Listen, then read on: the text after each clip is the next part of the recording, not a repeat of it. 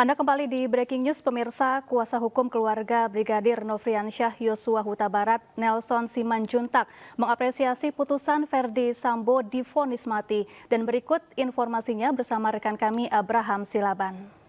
Salah satu bentuk ini the best, kita lihat hukum itu sudah ditegakkan. Karena Undang-Undang Dasar 45, negara Indonesia adalah panglima hukum. Kalau kemudian pada akhirnya banding upaya dan hak hukum yang diajukan oleh terpidana dalam hal ini Verdi Sambo, apa komentar dari keluarga Joshua? We don't care about that. Masih ada 3 orang lagi itu ya yang bersembunyi di balik ini. Iya, itu dia ya. Baru Kuat Ma'ruf, baru Romeo RR itu. Buktikan dulu. Tapi si Eliezer, kalau sudah begini silahkan. Saya hanya percaya justice kolaborator. Kalau tidak ada anak sebiji itu, tidak terbuka aib di Indonesia ini. Oleh karena itu kita berterima kasih, bersyukur masih ada nilai-nilai luhur untuk hukum di Indonesia. Sekali lagi nilai hukum. Oke, terakhir ini, kurang dari beberapa menit lagi, yang jelas skorsing. Sebentar nanti akan dimulai vonis untuk istri Verdi Sambo, terdakwa lain Putri Chandrawati. Baik. Apa ekspektasi dari keluarga? Sebuah kereta, gerbong ditarik, ke belakang harus ikut. Positif depan, negatif depan, negatif belakang. Ini biar berjalan hukum di Indonesia. Sekali lagi, motor penggeraknya itu yang di belakang itu. Oleh karena itu, nanti kita saksikan. Apapun namanya, mau banding, mau kasasi, tetapi hakim yang baik itu. Di sana ada Simanjuntak 1. Bagus kok kawan. Pertahankan yang dia. Senang sekali, Presiden Lot. Ya, kami senang. Kami menderita selama ini. Apa tidak ada hukum lagi di Indonesia? Apa kami harus rubah kewarganegaraan? Ternyata tidak. Jaya Indonesiaku, hidup NKRI, hidup News, Abraham Silaban. Terima kasih.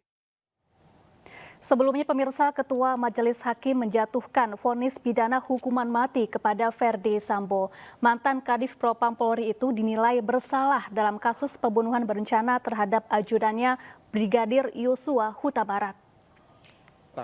Terdakwa bahwa saksi Arif Rahman keesokan harinya setelah saksi Baikuni menyerahkan laptop Microsoft Surface kepadanya lantas merusak laptop tersebut. Dan hal ini sesuai dengan keterangannya ahli Heri Prianto yang mengatakan hasil pemeriksaan Microsoft Surface patah dan pecah menjadi 15 bagian. Komponen LCD utama pecah menjadi 3 bagian sebagaimana telah dijadikan barang bukti dalam perkara ini.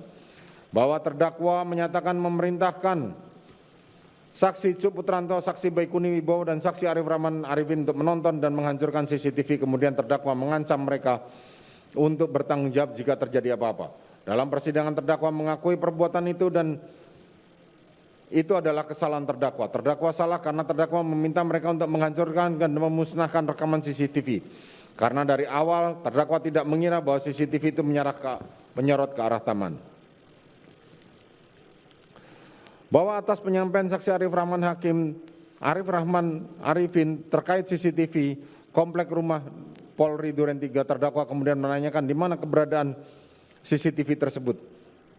Kemudian saksi Arif Rahman Arifin menjawab bahwa rekaman CCTV tersebut berada di laptop dan flash disk saksi Baikuni Wibowo. Kemudian terdakwa menyampaikan kepada saksi Arif Rahman Arifin, hancurkan dan musnahkan, kalau sampai bocor kalian yang tanggung jawab. Bahwa peranan dari masing-masing pelaku yakni terdakwa bersama-sama dengan saksi Hendra Kurniawan, saksi Agus Nurpatria, saksi Irfan Widianto, saksi Baikuni Wibowo, saksi Arif Rahman Hakim, dan saksi Cuk Putranto dengan mengganti DVR CCTV tersebut mengakibatkan terdapat pesan error berupa tidak ada disk atau hard disk tidak terdeteksi di dalam sistem DVR.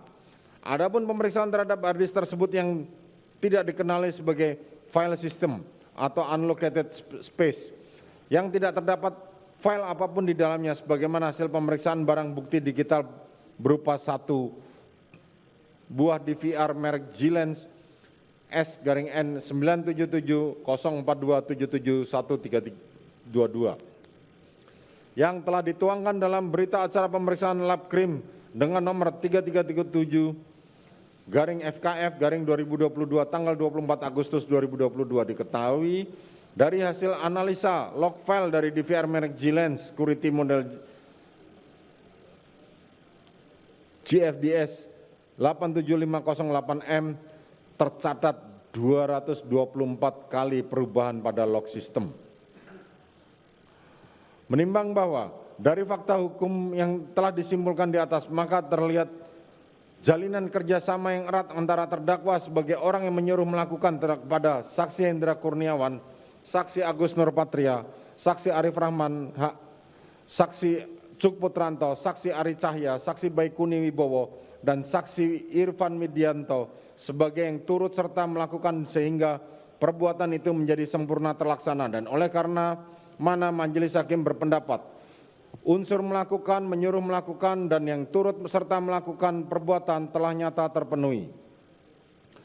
Menimbang bahwa dengan terpenuhinya unsur di atas, majelis hakim tidak sependapat dengan penasihat hukum terdakwa yang mengemukakan jika perintah terdakwa yang disertai ancaman tersebut dimaknai oleh penuntut umum sebagai suatu bentuk pemenuhan unsur turut serta melakukan sebagaimana dimaksud dalam pasal 55 ayat 1 ke 1 KUHP.